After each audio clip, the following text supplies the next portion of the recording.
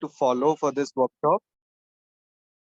Please note that everyone needs to be on camera and everyone needs to participate in this workshop in order to get their certificates.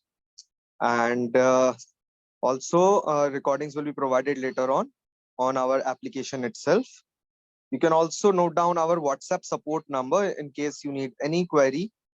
So you can write down the WhatsApp support number, which is 9717. Again, 972456. I'm writing it in the chat box as well.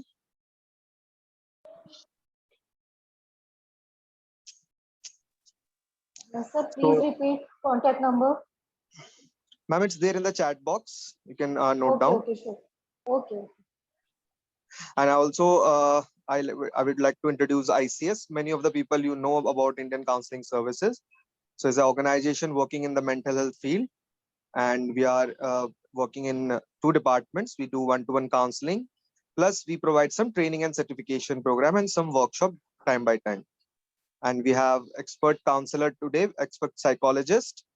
So Deepti Yadav ma'am with us. So good evening, ma'am, and welcome to this wonderful workshop.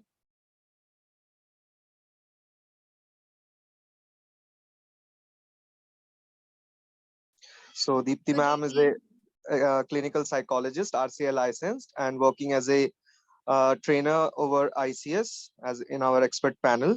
So over to you, ma'am. Thank you so much, Somnath sir. And good evening and a very warm welcome to everybody present here. So this workshop, good evening. Good evening, ma'am. Ma'am. Good evening. Good evening, ma'am. How are you, ma'am? Good evening, I ma'am. am good. How are you all? Yeah, good, ma'am. It feels Saturday today, ma'am, since we meet every weekend. Yeah. And I felt so comfortable reading some of the names there. Okay. I have an audience which is very, very interactive. They are going to participate and respond in the session. And I hope you are going to all the audience here, participants here are going to participate and make the most of this session. Okay.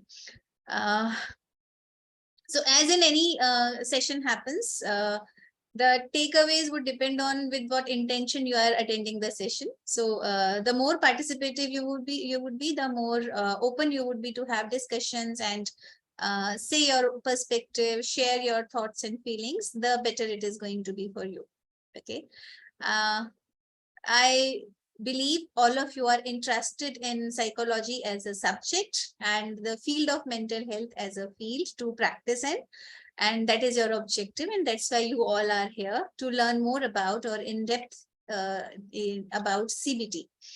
CBT is very commonly called as CBT, but let's call it cognitive behavior therapy because then only we understand what all it comprises of. So let me share the screen and everybody please be on screen because I take energy from the participants who are on camera, who are visible, and I keep smiling back at them when they are smiling at me. Okay, so please stay on camera. And I'm just sharing my screen. Okay. I'll now adjust just a minute. I will try to see as many participants as possible along with my screen. Okay. Now I'll come to this.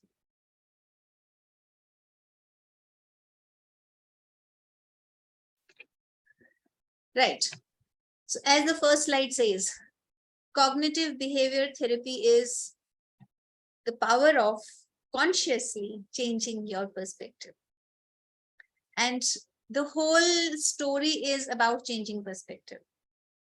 So when the clients would come to you and they would say, or when you are, let's not only think that we are going to help people, because first of all, we are going to help ourselves using these techniques. Okay.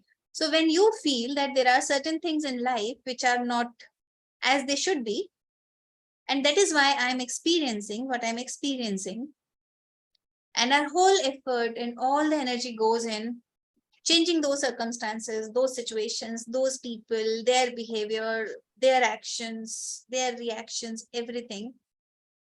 And it is like spending your energy on something which is out of your control area.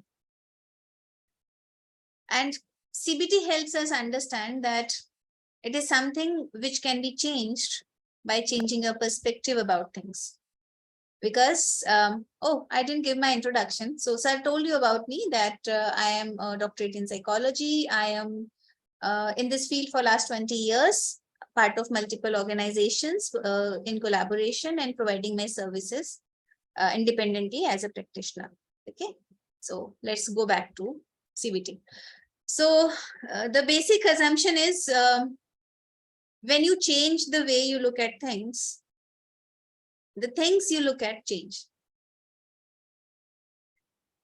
It's not my quote, I have taken it from internet. But can you implement it in any of your life situations when nothing changed, but only you changed the way you were looking at that situation, and then after that everything changed?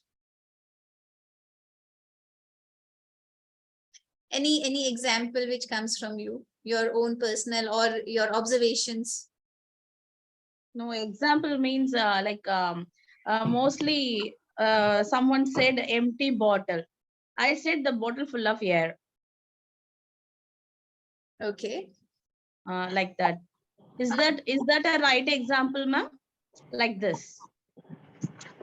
It is a right example. Yes. So can I share? Yes, please. Yeah, what I feel that, for example, like sometimes it happens that maybe let's take an example that we are walking in a dark alley, and suddenly we see someone coming from the other end with a hoodie, and in a very, this is like a shady kind of a personality. And the moment we make assumption that the person might be a thief or someone who might harm me, but again, then suddenly then we just cross past each other and nothing happened. So this is the way I changed. I mean, the way I thought that probably thing will happen, it did not happen. So I changed my perspective. Okay. That is the one thing one came to our mind. Okay. So Taruna. I think the quote over here, when you change the way you look at things, the things you look at change, is the same that we expect so many positive things from the universe and you receive them once. Okay. So my personal experience is like I was into teaching since many years and I wanted to change my profile. And I was into this branch of counseling also. I was counseling the parents, children, as well as few adult children from college.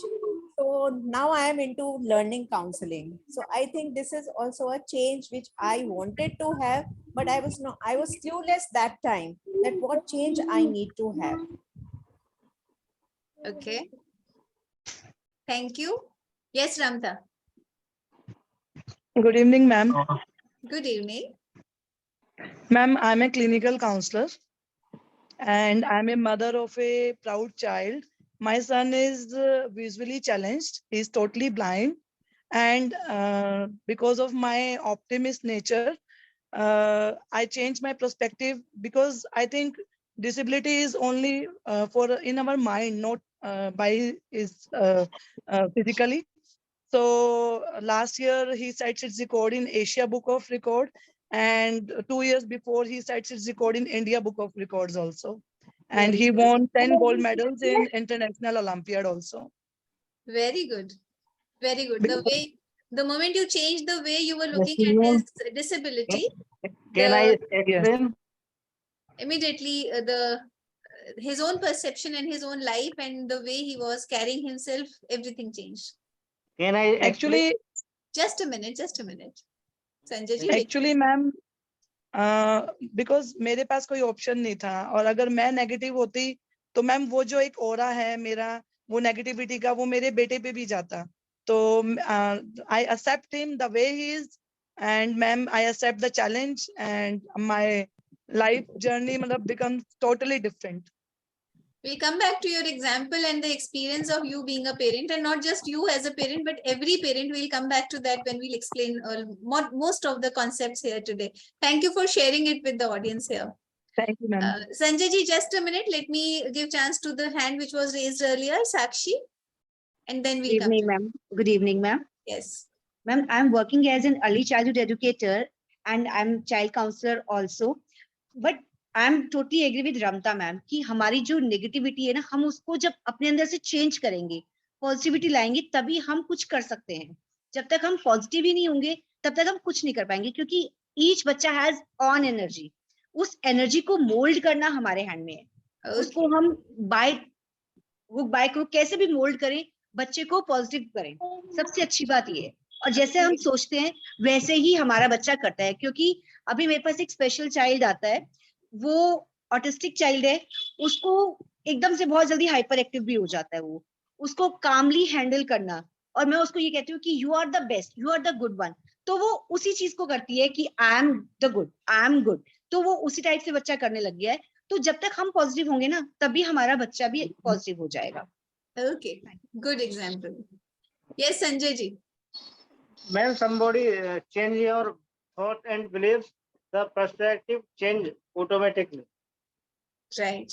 So once you would change your thoughts and your belief, your personality is going to change. Okay. Most of behavior depend on thought and beliefs. Yes, exactly. That's what we are going to discuss today. Neetu, should we come to the next question and our interaction? Because otherwise I have a whole group of interactive audience and my session would be over with the first slide itself. Okay. Okay, ma'am. Okay. And audiences, please be very, very crisp when we are sharing our inputs there, so that we can we can hear to a lot of you here in the session. So when we are saying when you change the way you look at things, it also means that things actually do not change. They stay the same. So when we are in a certain situation, the situation stays the same. Those people remain the same. Those circumstances remain the same. They gradually change later on. But before they change, you have to look at them from a different perspective. You have to look at them from a perspective of possibility, of positivity, of something which has a different meaning. Situations, for example, if you see a problem situation as a very difficult problem, it is going to be very difficult for you. Very challenging, very, very difficult. So it is going to be very challenging and difficult. But the moment you would change the way you are looking at it and you say it is very exciting, it is very demanding, it is going to be a learning experience. Because you are changing the way you are looking at it, it doesn't stay as a problem there. It becomes a learning opportunity for you. And when you work with children and students, because I got 2-3 examples of children and students, the way children look at exams, it stays something which they fear. They have a phobia of exams, right? And if they don't think that way, we parents make them think, oh, you have exam tomorrow and you're playing right now. What are you doing? So we make them think about exams as something to be fearful of. And they start fearing exams. But the moment we would tell them that it's just another exam, just a way to check how much you have learned. We get handful of posts before the board examination, which remind us of that this is just another milestone, not a matter of life and death. But the whole year the child was pressurized when the child is in grade 9 or grade 11. Next year you have board. Next year you have board. As if I don't know what's going to happen if this result would not be as we expect it to be.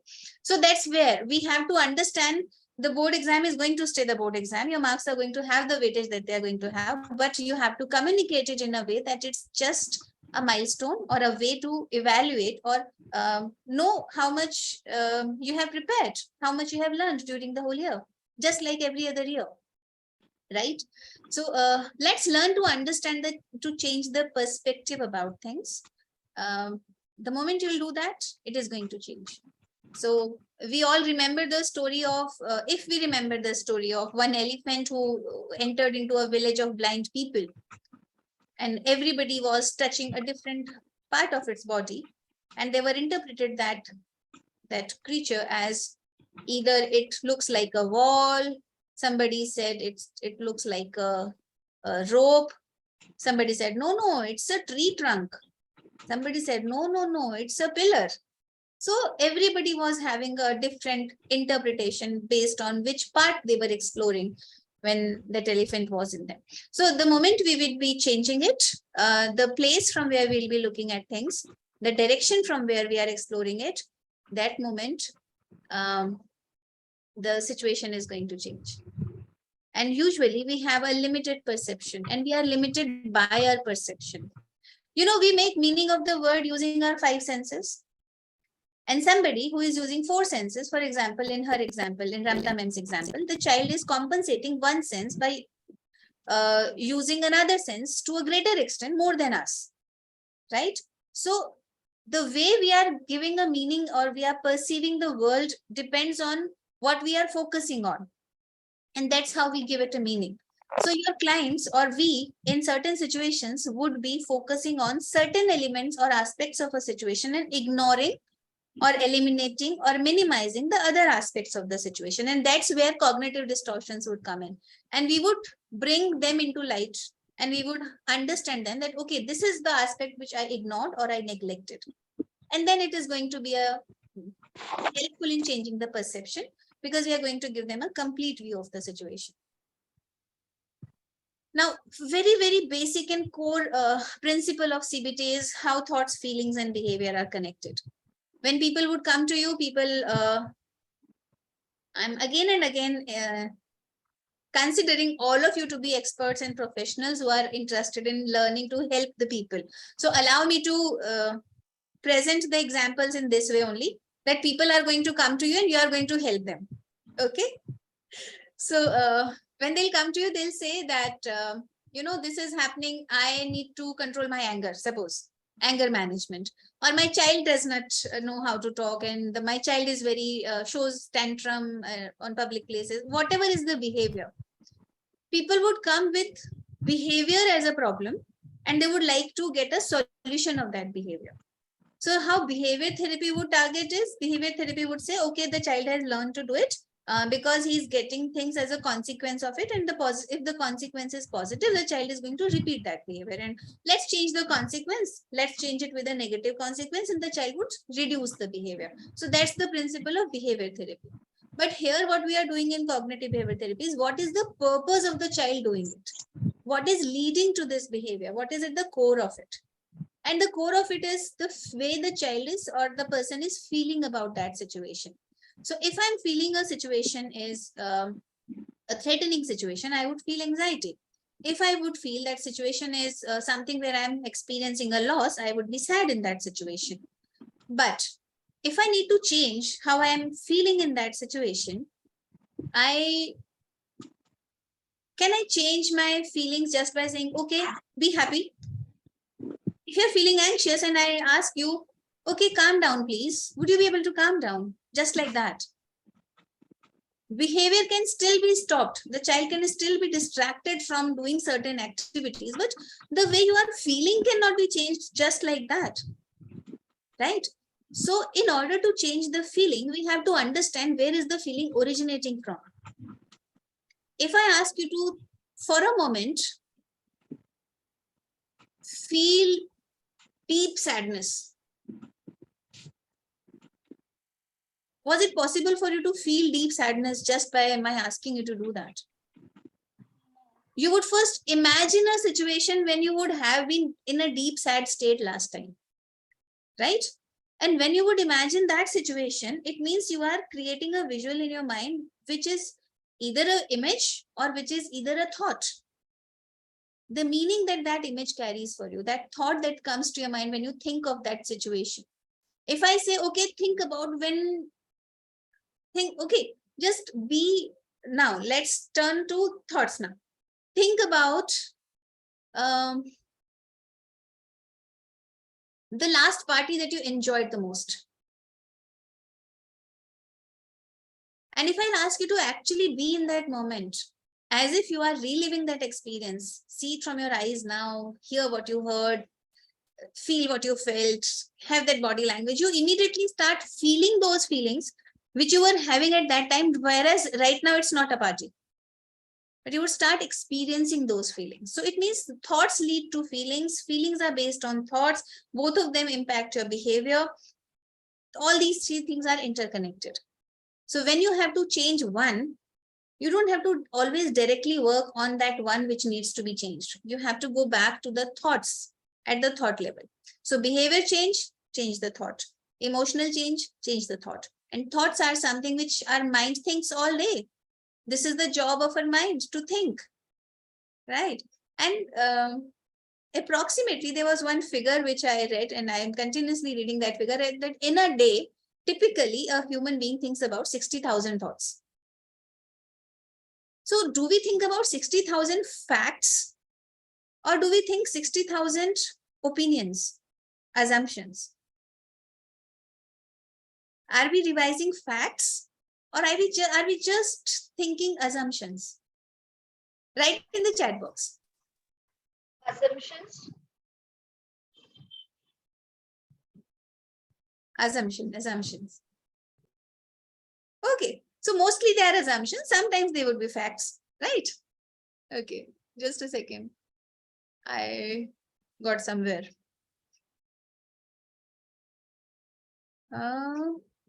I fear that I would be, okay, exiting the meeting. Right, I'm here. Okay. So when, yes, 60,000 facts not possible. And most of them would be our perception. Even if it is based on your experience and you only think logically, it would be your perception of the things. So it would be either your opinion or it would be your assumption.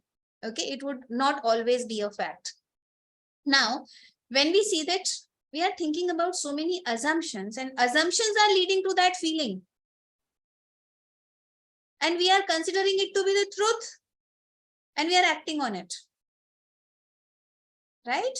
You did something, I'm feeling bad about it, I need to get angry and I need to yell at you.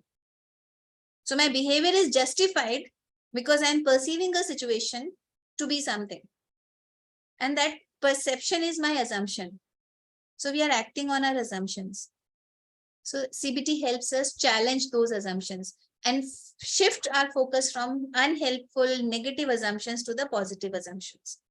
If अगर assume ही करना है, तो positive assume करते हैं ना, negative क्यों assume करना है, right? Okay. So how CBT and behavior therapy are different?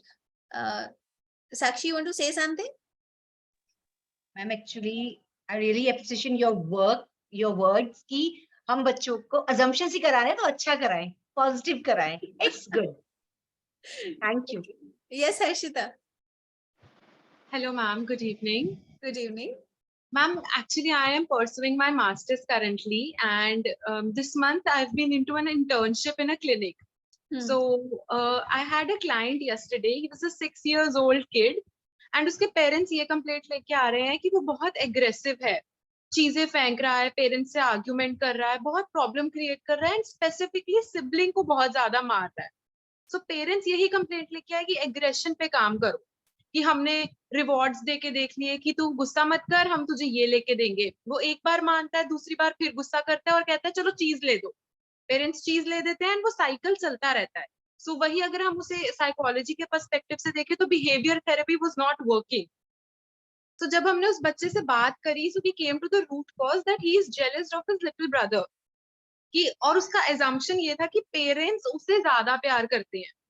सो इस वजह से वो एग्रेशन इनकलकेट होने लगी, एंड पेरेंट्स ने रियलाइज ही नहीं किया कि बीच में problem was jealousy.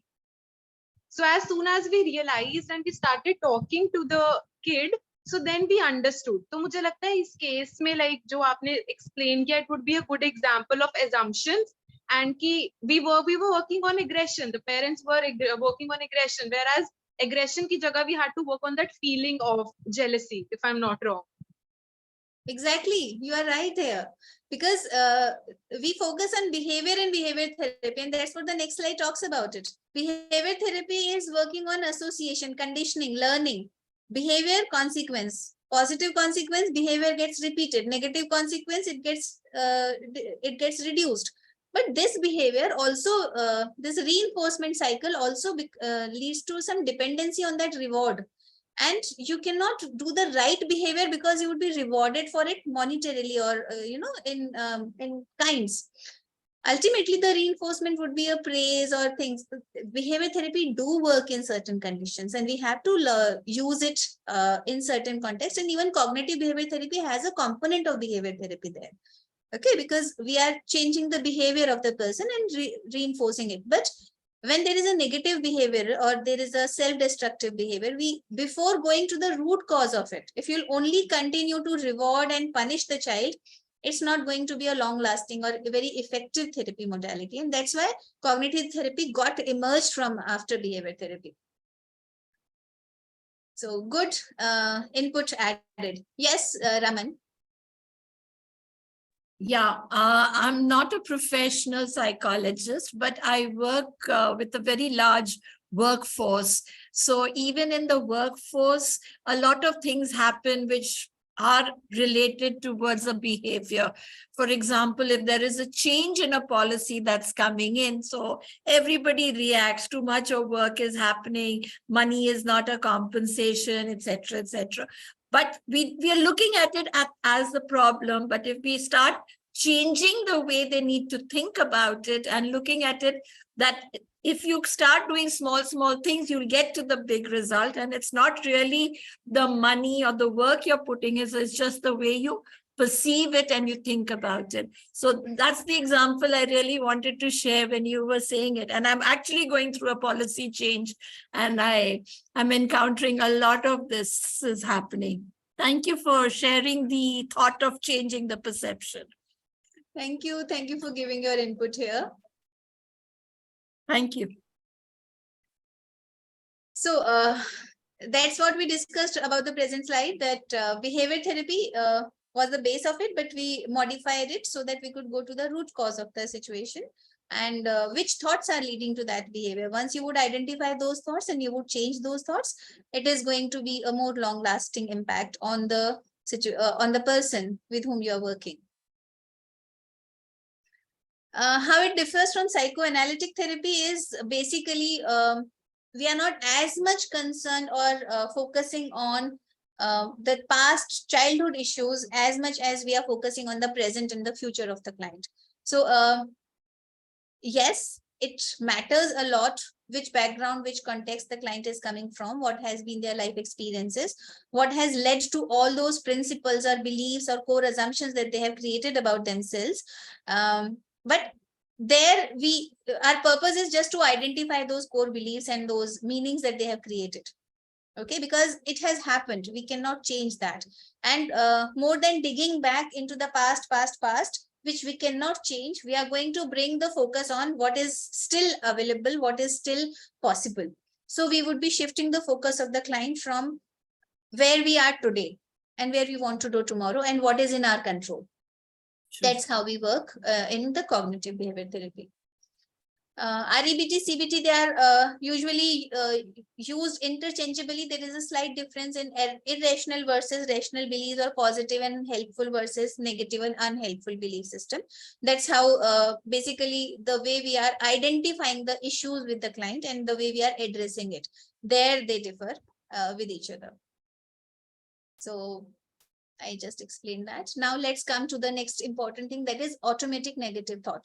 So they are also called as abbreviation as ANTs. Okay, automatic negative thoughts. So how to remove those ANTs? There are clients who would come and say that I don't want to think it negative in a negative way. I do not want to imagine negative things happening in my life.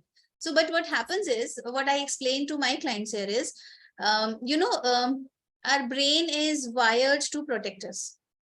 And when we were evolving as a species, we were always living in a threatening environment. It was a threat to our life. We had to survive by always anticipating a negative consequence, right? So the better we are at anticipating a threat, the better we would be able to safeguard ourselves and be safe and survive as a species. So that's what the primitive brain of us does. It makes us assume a negative consequence Now there would not be a real physical threats in a certain situation, but as one client said, if we are going in a dark LA and we see a stranger coming with a hoodie, we would assume it to be a threatening thing. It can be a threat, it might not be a threat, but we are negativity biased because the purpose is to protect ourselves from a possible threatful situation. So even if the situation is possibly threatful, the brain prepares the body to fight with it or to flight away. So fight or flight response is the brain's natural response mechanism in a threatening situation. So whether it is a real threat or it is a perceived threat, the brain acts in the same way. Now, in the cognitive behavior therapy, what we do is we identify these thoughts as automatic thoughts. Client is not purposely thinking about it. We are not enjoying thinking about it. But these thoughts are coming as a response to unpleasant experiences, some triggers in our environment, some situations which usually are associated with threatening situations, and then they impact our mood and how we feel about it.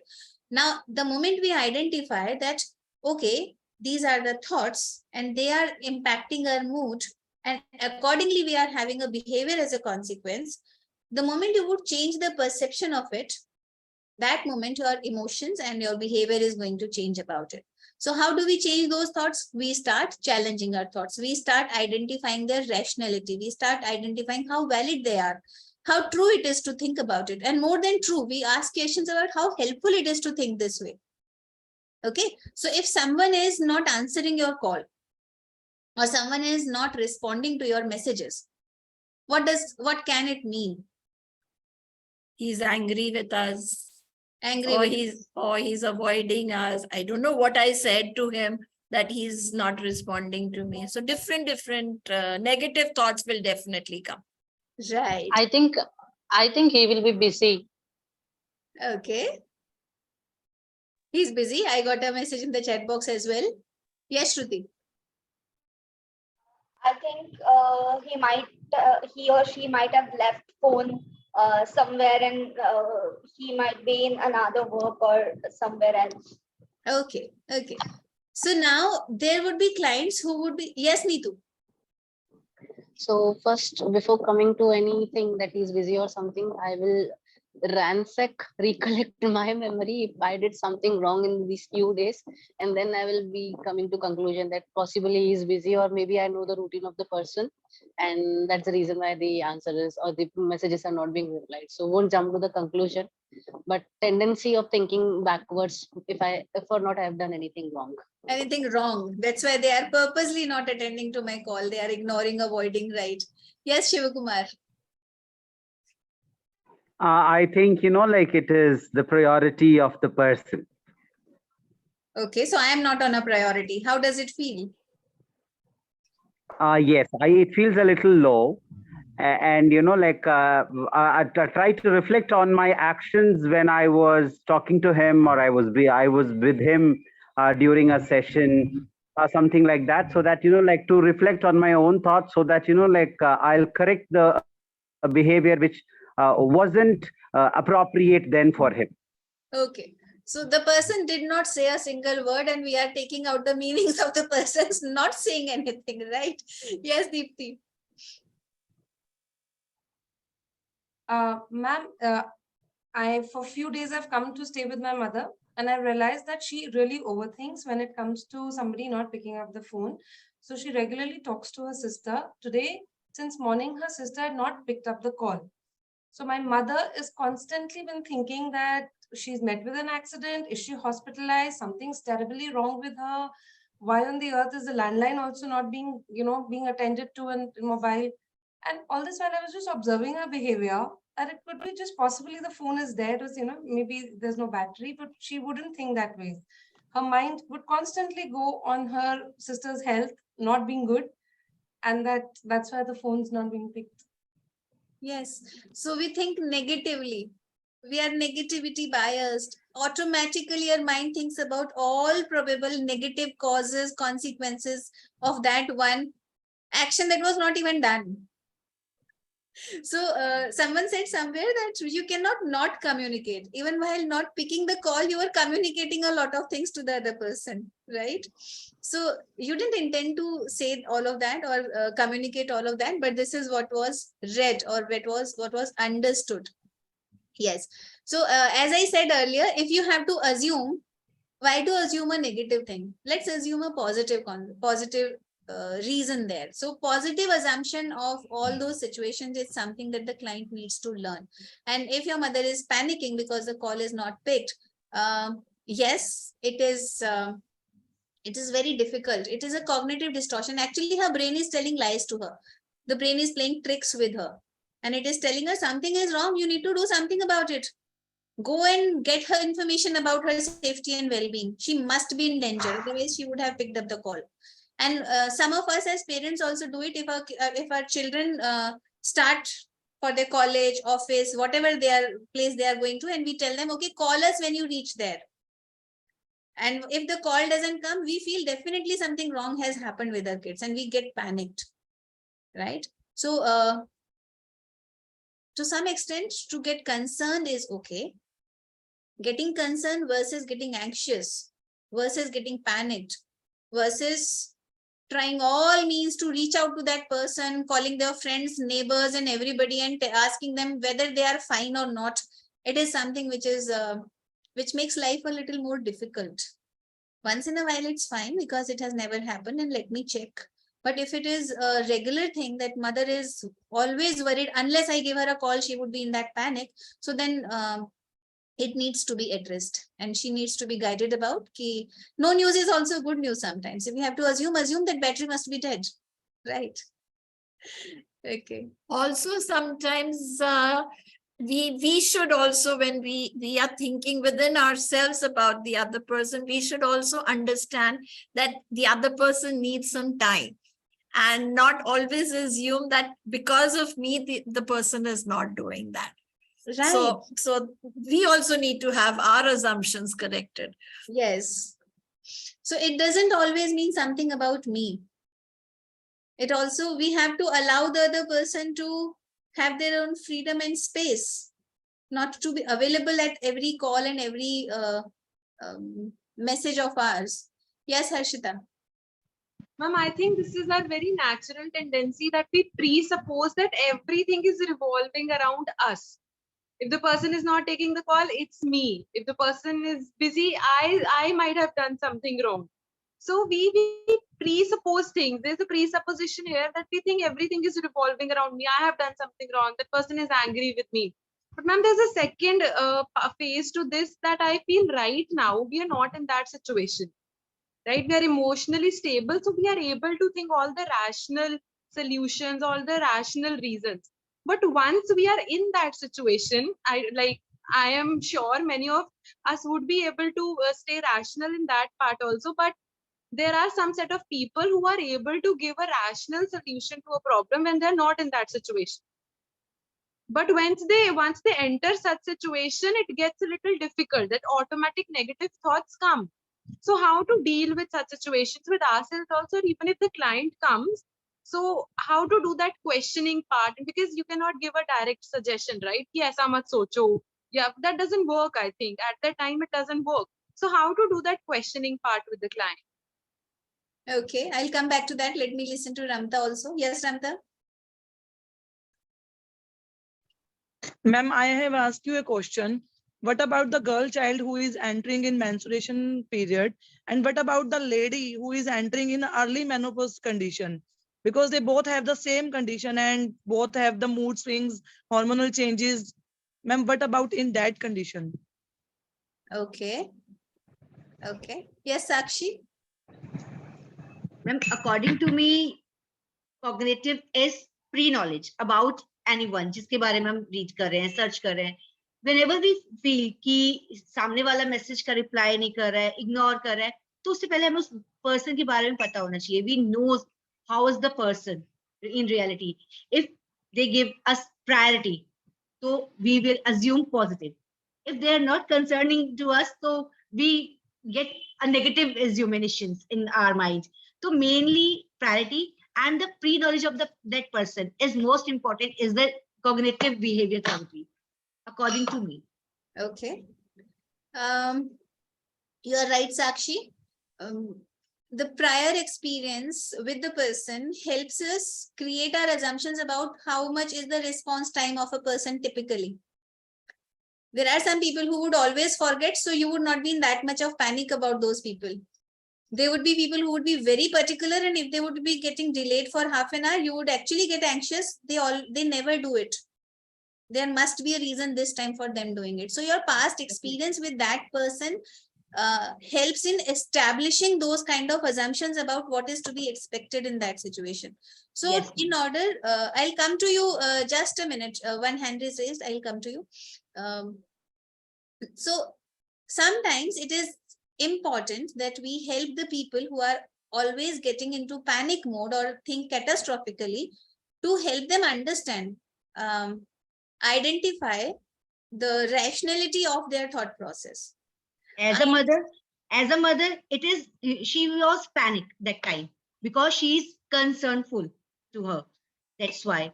Okay, So- as a friend, we pass the time ki okay, थोड़ी देर बाद call करके पता कर लेंगे कि उसने communication क्यों नहीं किया. तो कहीं ना कहीं एक person की जो main thinking है कि हमारे mind में उसके लिए क्या prescription बना हुआ है, हम उसी के according behave करते हैं. Right. So is it a healthy dependence on technology to be always updated and aware about who and where the other person is, and they need to keep updating you about their well-being? Then only you can show that you are a very good parent, because ultimately it means how good a parent you are. If you would do the Socratic questioning with them, what does it mean if your child doesn't inform you? What does it mean that if you would do not show that concern? What does it mean? What does it mean? What does it mean? Ultimately, you would reach that it would mean that I'm not a good parent. I didn't take care of my child. I didn't follow up on time. I would have avoided all of those things from happening. So all of these are efforts to prove to maybe to the world or to yourself that you are a good parent. Okay, so when you do CBT, you go into the deeper thought of the client, which is leading to that panic. Why that client has a need to prove herself a good parent, and not about to check the well-being of her child, but to prove that she's a good parent. So you would not question that task of checking the well-being, but you would question the relevance of proving herself a good parent by doing this. Okay. Yes. Please tell me, how do I pronounce your name? Kshetri Mayum. Yes, ma'am, you are right. Right. Good evening, ma'am. Good So, evening. ma'am, negative automatic thought is most of the people, sir, have the negative thoughts. They started from their since childhood, like parenting or environment, then culture. According to that, also most of people are have the negative thought also. Yes, ma'am.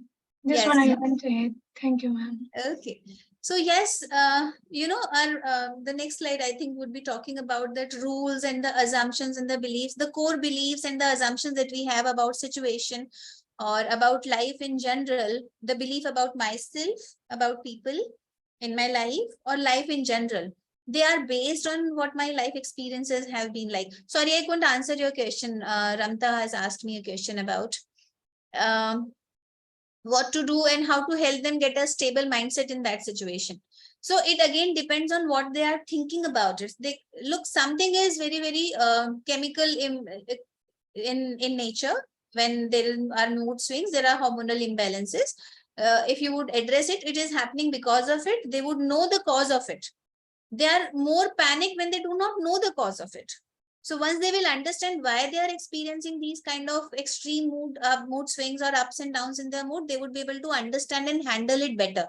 Because as a teenager, when they are entering through and going through a lot of changes, they are actually anxious about what all we are going through. They have never been through that situation and phase in life. Similarly, a lady entering a menopause stage would not be aware of it.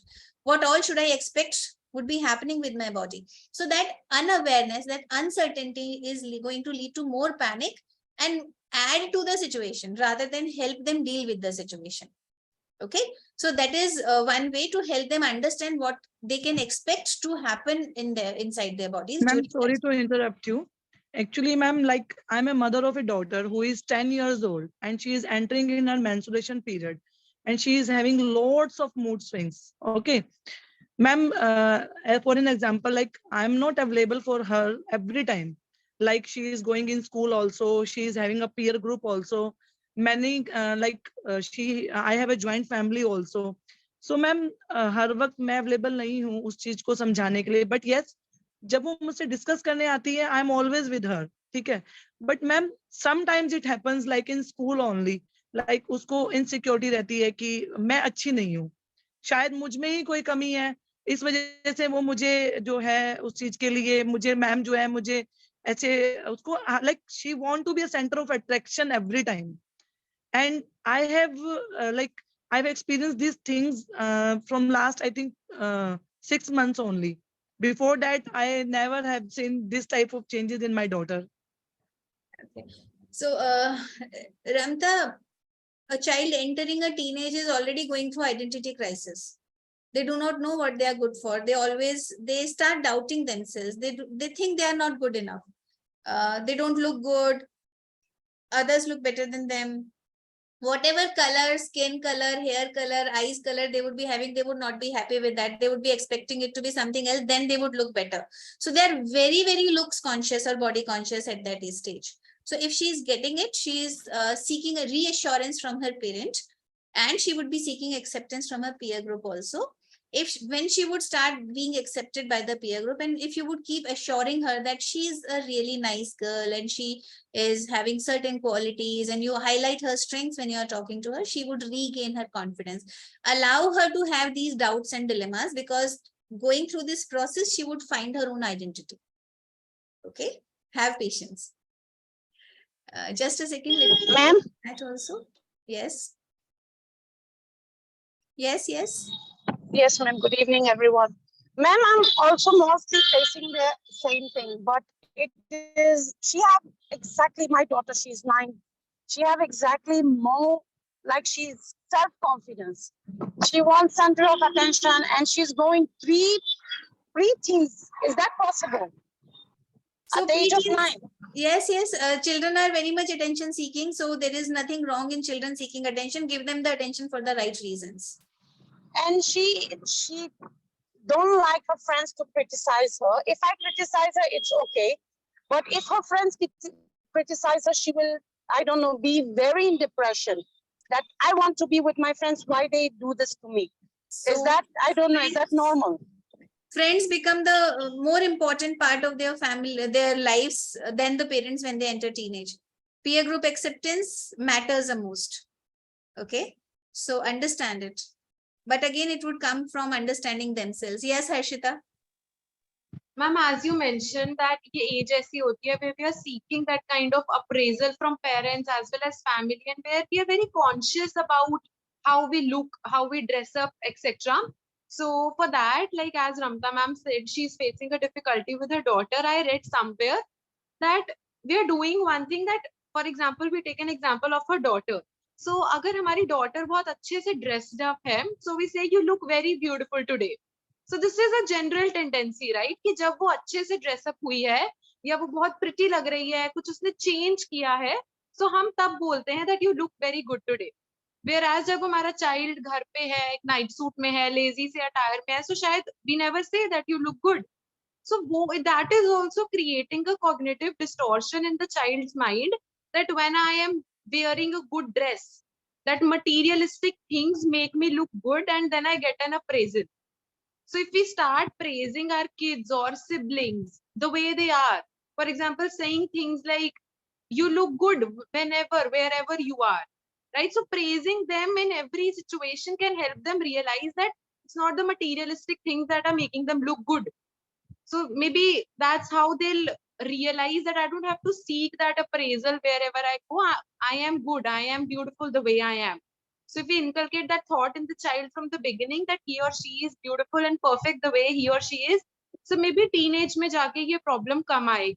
This is what I have read and felt like sharing. Okay. That can be one factor which parents can try, and it may help the teenagers not to associate their dressing up, but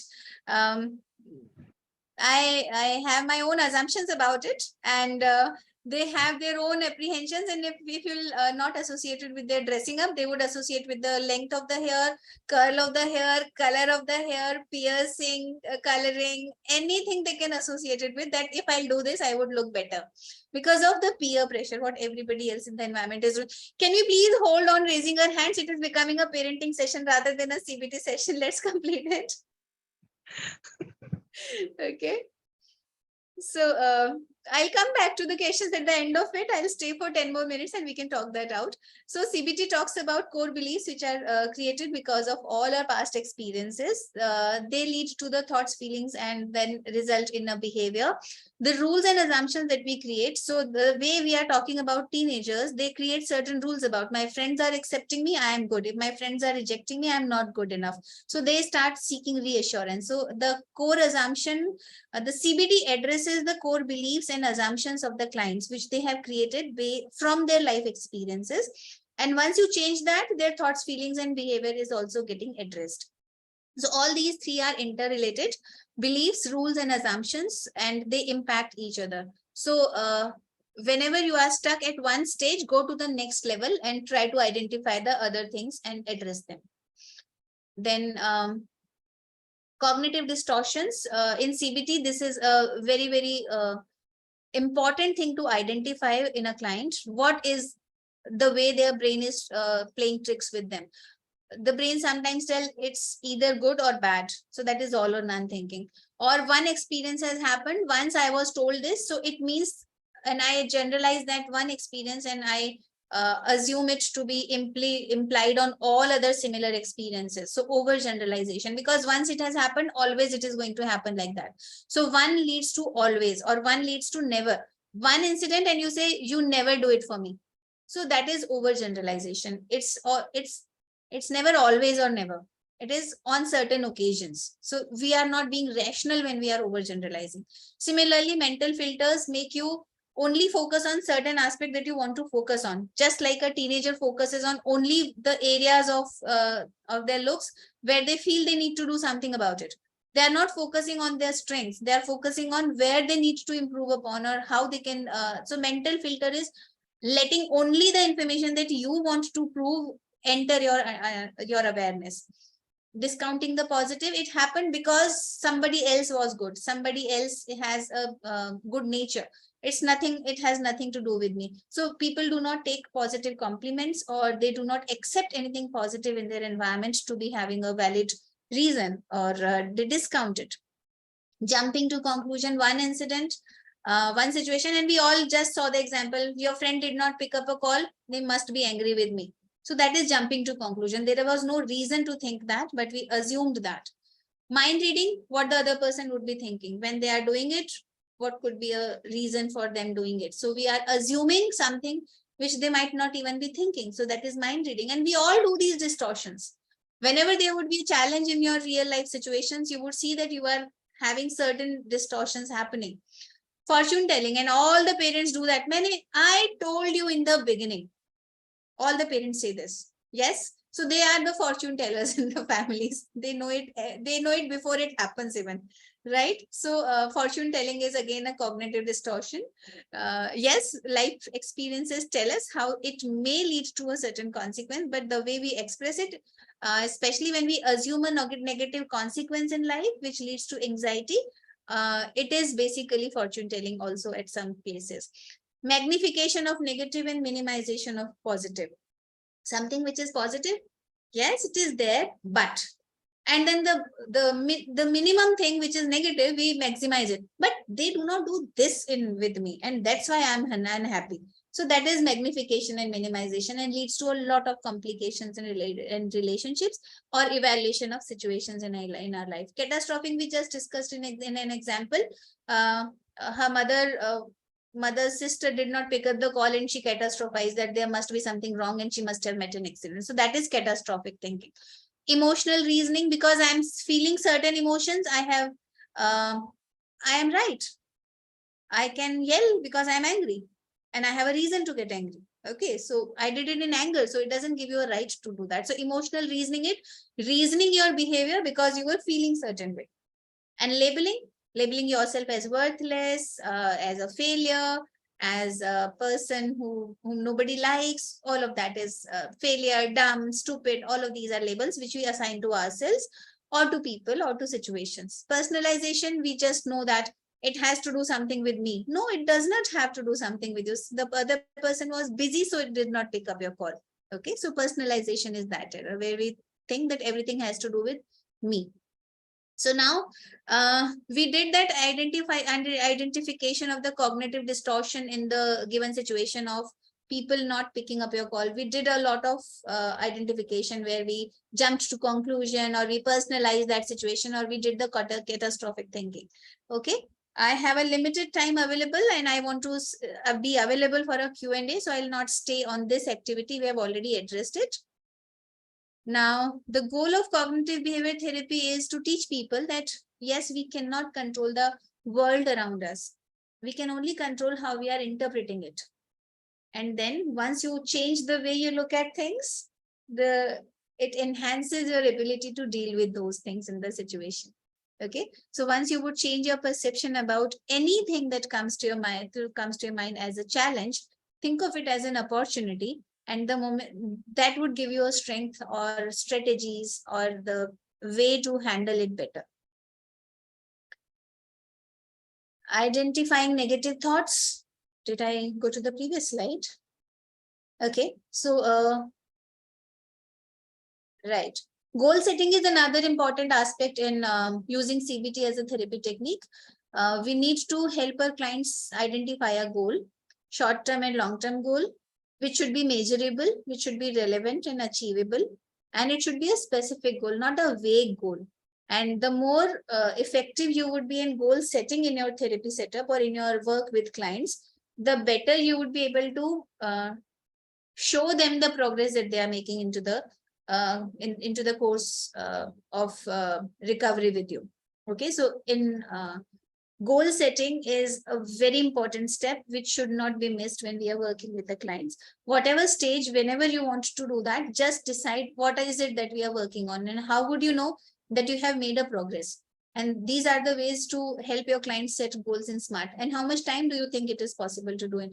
What can be done immediately? And in the longer run, how it is going to be visible in your life. Okay, so this is one activity because we are talking about goals. So I believe in Zoom, you can draw on the screen, but later on you have to undo that. Find out the way to reach the goal in the fastest possible manner.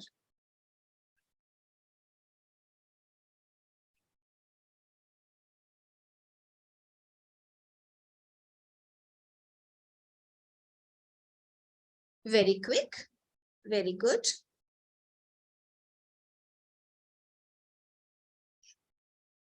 Who is this? Shubhru Jyotsna. Okay. So I got one out of the box thinker here. Right. So sometimes your client would be struggling with, ma'am, I cannot handle my problems or I cannot handle my challenging situation because I have to do this. There is a lot of process. There are a lot of steps involved and I do not find myself capable of doing it. Please undo what you did so that we can move to the next slide without the arrows here, because otherwise they are going to stay here. So Shubhru Jyotsna is the one who showed us an out of the box thinking here that yes, it is possible to find a totally new way and new approach to look at that thing, not the same approach. So it is again, we are changing the perspective. When you would be joining the CBT course here, basic as well as the advanced course, you are going to understand a lot of strategies, which would include cognitive restructuring, reframing, how to reframe a situation, how to restructure and change the perception about that thing. Guided discovery, exposure as a part of CBT, journaling and thought records, how to maintain that, activity scheduling, behavior activation, behavior experimentation, relaxation, stress reduction, and role playing. All of these are the strategies which are used as part of CBT. I don't know, I can clear the annotations or not. Do I have that option here? Because I asked everybody to undo.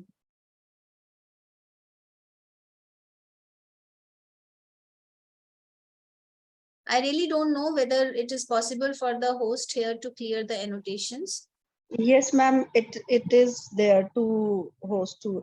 How to do that? It's in the settings. You have to go and then. Sorry, I escaped from slideshow.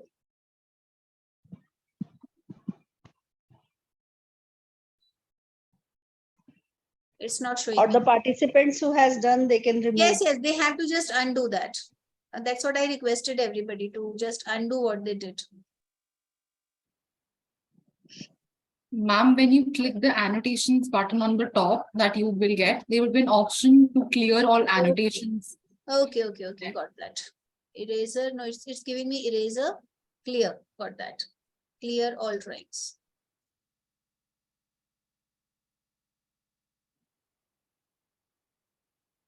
Okay, done. Thank you for teaching me this. Okay, one is left. Clear. Ouch. Sorry.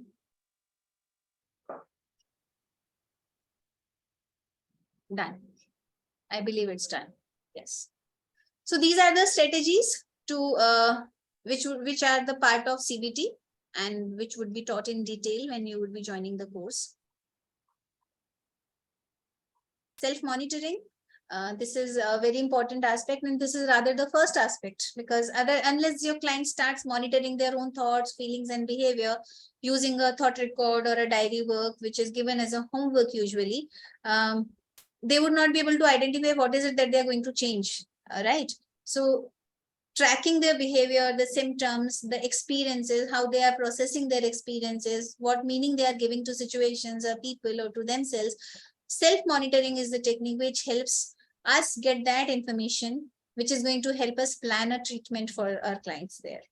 Okay, so whatever problem they are coming with, diary work, self-monitoring, and the meaning of the situation that they are creating is very, very important here. Okay, then just a second. There was a question in the chat box. Goal setting, right questioning, distortion. Yes, you would learn all of that. You would learn all of that, Harshita, in the course there. All of these would be done in detail. Okay, so sorry. Practicing new skill. Once you teach a new skill, a skill to your client, whether it is cognitive restructuring or whether it is disputing or all the skills that are taught as strategies to your client, they stay with them and you ask them to practice it during a week and then rehearse it and then adopt it and use it in different situations. So in a way, CBT is not just a therapy, it is also a training where the client learns to be their own therapist in future situations. So they do not stay dependent on you. And that's the beauty of CBT, that it is a very, very structured short-term treatment option. Depending on what is the goal of the person, it can be completed in very limited number of sessions. Usually 8 to 12 sessions are required, but some clients may need less than that if they are very self-aware and empowered, and some clients may need more than that if they are having very, very deep-rooted issues. So depending on that, the number of sessions can vary. It allows healthier thinking patterns, and once you change the pattern of thinking, definitely you would not be struggling with the similar challenges or the same challenges. Rather, you would be empowered to deal with your own challenges and handle them effectively. So it should be rather a course in personal well-being for everybody to understand how their thoughts, feelings, and behaviors are interrelated. Something which is so beneficial should be taught in schools, and everybody should be aware of it, and they should be able to use it in different sessions. Then awareness of negative and unrealistic thoughts, which is usually impacting our feelings and mood. Then effective for a variety of behaviors, more affordable because very structured and short term, effective online as well as face-to-face. Yes, it can be done in both the ways. It can be used for people who do not require medications also. Okay, so that is also one thing. Clear.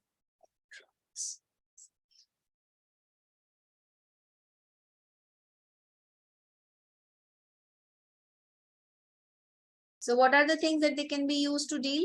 CBT can be used to deal anxiety, depression, panic, addiction, eating disorder, anger management, and phobias of the clients. because at the base of all of these, there is a thought pattern.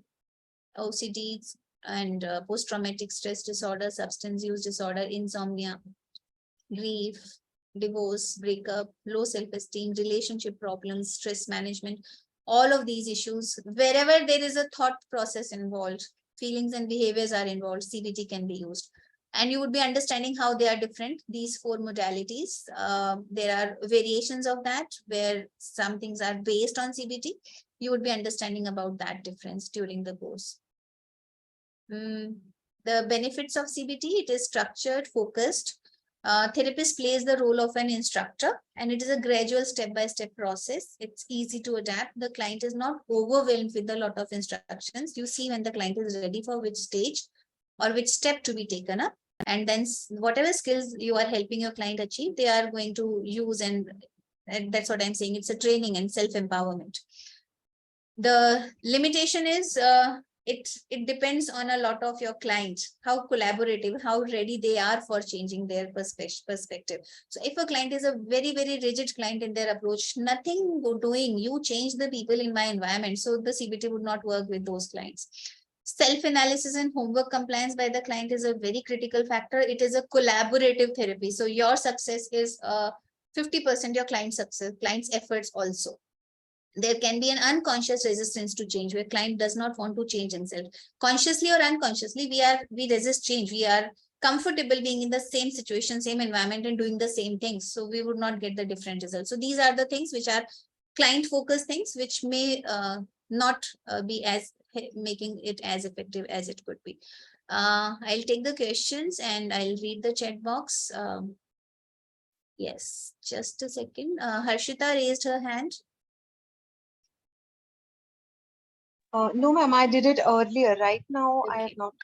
Okay. So, yes, Somanya. Good evening, ma'am. So, ma'am, I had a question. As you said that substance abuse cases can also be treated with CBT. Ma'am, a person who is alcoholic or uses drugs might know that it is wrong for them, but will not willingly be agreeing to change. How do you basically pursue them to change their cognitions, even if they think that whatever happens, you're all going to die? So why not have fun in life and then see through it? This is something that I have seen with substance abuse cases. They're not readily agreeing to change. So how are we supposed to make them, into a scenario that they're willing to change their behavior as well? So the behavior has a root cause in thoughts and feelings. What is a trigger which is leading to this behavior? That's what we'll be identifying in substance use disorder. And when you'll be doing the course, we would be taking situations, depression, anxiety, substance use, and all other things. And we would be discussing how and what is to be addressed as a part of CBT when we are helping those cases. Okay, so Somanya, but still I'll give you an insight. It is based on what leads to substance abuse, not what is the interpretation or meaning of substance abuse for them. Okay. It's not that whether substance abuse is harmful or harmless. It is about what is leading me to do it. That's what you would be addressing. Okay. Yes, Dr. Ram Bharat. Good evening, madam. I'm practicing pediatrician from Chandrapur, Maharashtra.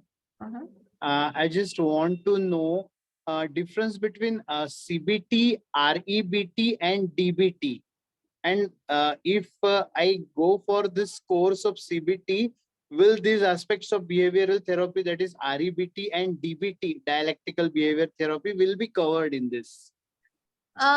If you would go for the course of CBT, it would be covering CBT. And the techniques which are a part of CBT, because every therapy here has a component in which they identify the case or case conceptualization. So the way you are explaining a case to your client and the way you are working on it, it is going to be slightly different in CBT than in RBT and then in DBT. So though they are very overlapping and interrelated and they are originating from the same source, but still CBT has a structure and we would be sharing that structure with you. DBT is a different technique, different modality. You would get to know about how it is different, but you would not be going into the detail of how the case is conceptualized or how the therapy techniques are different from there. So you would get an overview, but not the details there. Details Okay. of CBT would only be shared. Okay, thank you. Okay. Yes, Raman. Yeah, you mentioned that there is basic and advanced CBT training. But when we go on to the modules of because I want to do, I'm not a psychologist, but I want to learn more as to how one can get to the root cause through the CBT, and it's all related to thoughts, emotions, and behaviors.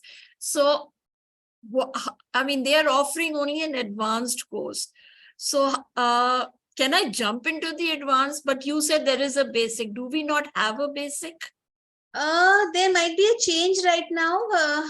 I think Somnath sir can answer that question about basic and advanced. Earlier there was basic and advanced, and have we integrated that? And he has to tell me. Okay. So yeah, because this morning when I spoke to one of the advisors, she said that the counseling course that I have done, the first course, we did cover. We did get to know a little bit of RBT and CBT. And yes, I'm still focused on CBT because the other two I did not understand and I've not heard too much about it.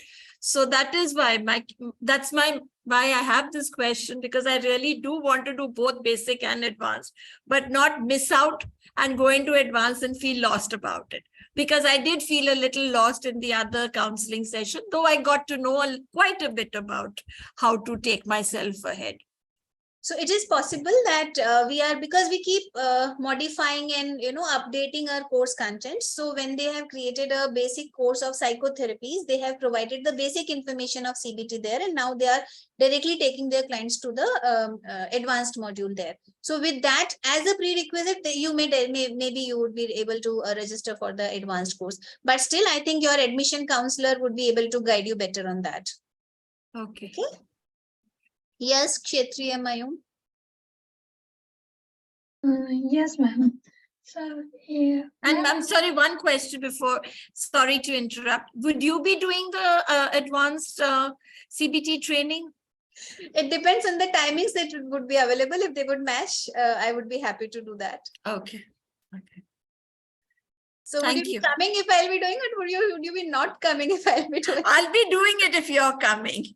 I No, did we the are same planning to thing. do with ma'am only. So this is to inform everyone. So CBT will be taken care by ma'am only. Okay. Thank you. Thank you.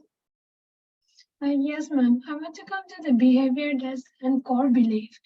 That's I know one of the children, one of the child. He is a boy that he wants to do good things, but by mistakenly, not intentionally, whatever he do always accident or hurt, or even if he is riding the bicycle, also the bicycle is something got hurt, or always it's happened like that most of the time. So, but the elders, the family, parents, and their cousins, and they believe that the child is something not lucky child, something cursed, or those kinds of belief also have to the child. The child is they also looking different way to the child with other child. So then they also say, oh, if he is coming, be careful, something's going to be happen. But I feel so sad about the child when they are looking that way. So I'm thinking that why is that the behavior issue or the core belief? That's why I want to know the difference, ma'am. You want to know why are they thinking and associating all of that curse things with that child? Yes, ma'am. It's a culture, or how can we change their negative? I know that this is a negative thought, but how can we change their perspective, their assumption? It's a cognitive distortion, dear. They have overgeneralized one thing, one experience. They've generalized it and started collecting evidences which is leading to that. Superstitions, they are like that only, and they are developed like that. Superstitions, when you say somebody sneezed and now I have to stop and I will not go unless you sneeze again, things like that. So that's how they are developed, and they are it's the same process for this particular case here. So if they are the family members, you need to tell them how it is impacting the child negatively, and then the family can talk to the neighbors and everybody else who is promoting such ideas about the child, because it's a very, very unhelpful way of treating any human being, anyone. So stop that. Right. Okay, Sanjay ji, next. Thank you, ma'am. Ma'am, can I use CBT in children disorder, just antisocial disorder? Yes, we can. Child disorder or Yes, yes. antisocial disorder? Yes, we can. How can, ma'am? Sir, we'll discuss that when we'll be doing the course. There we will be taking course case studies, and then you can ask how to do it in this particular case, and then we'll understand the techniques which can be effective in that. It's very difficult to provide answers here in this orientation or maybe introduction kind of a workshop. Okay. So yes, it is possible to use CBT there. Okay. Yes, Deepti. Ma'am, I've been dealing with students for past 10 years as their counselor. But one very specific student case has come to me. So I was just contemplating whether she should be forwarded to a CBT practitioner, since I'm not one as yet. So I don't want to do it directly. This child is over imaginative, and just before sleeping, she cannot sleep unless for 15-20 minutes she imagines dead bodies around her. It's a very difficult case for the kid also. And when she assumes such dead bodies lying around her, she starts sweating, she starts panicking, and then she gets into this heavy jitters.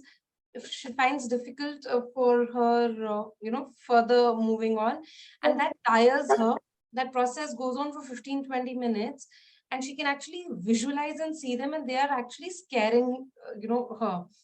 And once she is really exhausted out of that, then she falls off to sleep. She's around 15 years old, and she's discussed this with her parents, and they say, "Aisa kuch nahi hai beta, just faltu." So since I wanted to help her, I've been helping her on basic levels as much as I know. But is CBT the right thing that I should put her across to some practitioner who's, practicing her? Is there any other therapy for such a kid?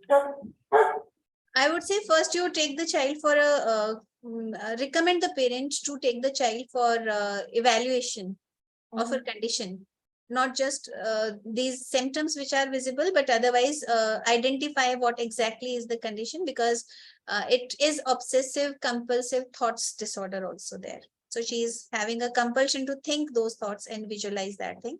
So it can be a deeper thing, and then they can decide the course of therapy for the child there.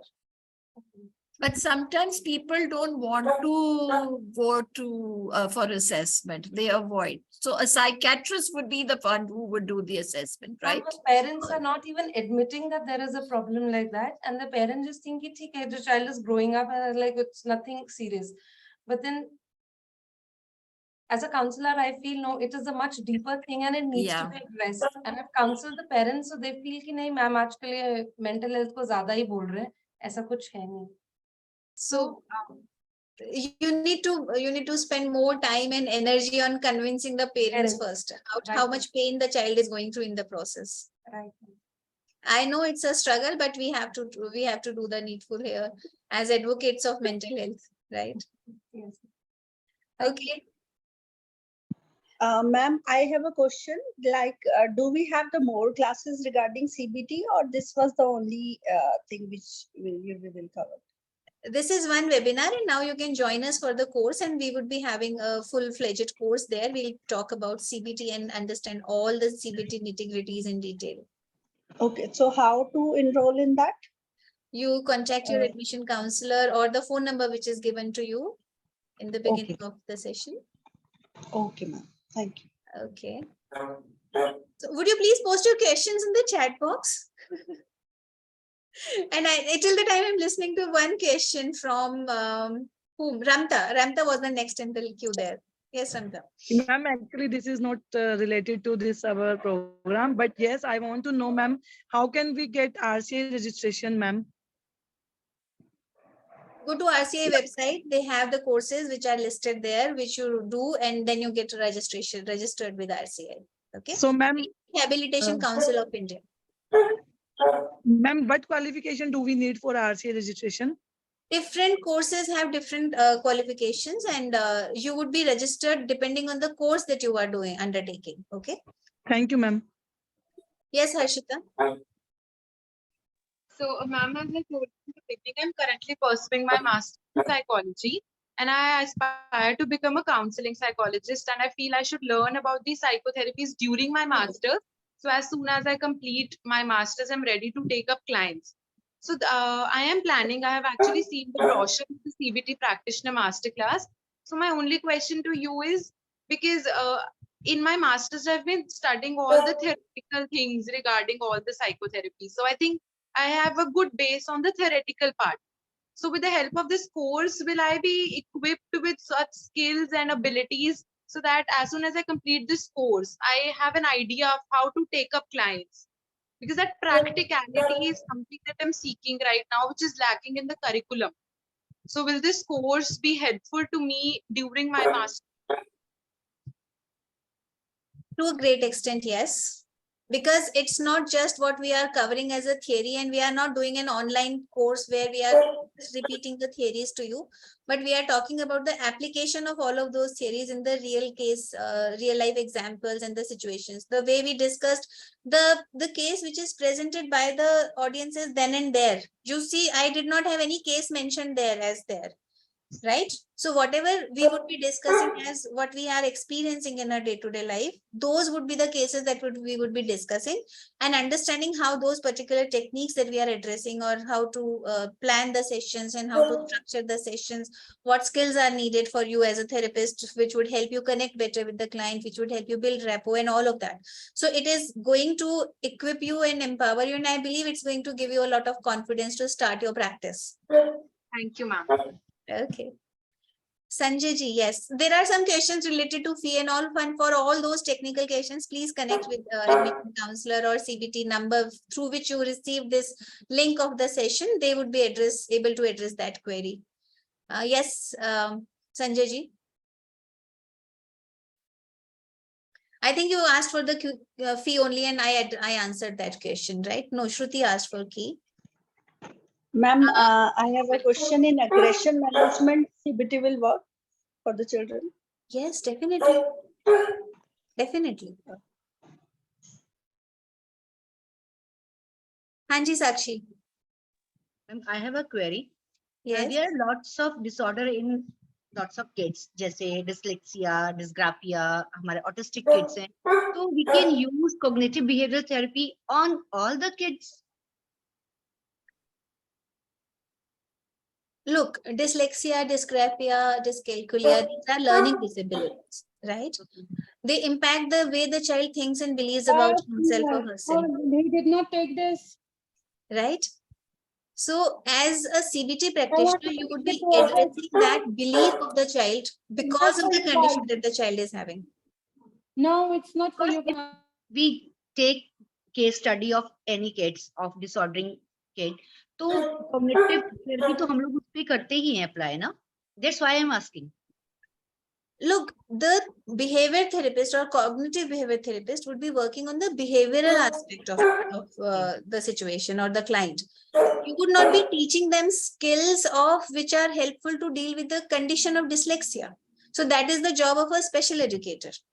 They would be training them. But what the child believes about himself, that is something that you would be addressing as a behavior therapist. And which kind of activities we will use on the type of cognitive behavioral therapy? There are a variety of techniques, whatever suits your child. Okay, thank you. Thank you so much.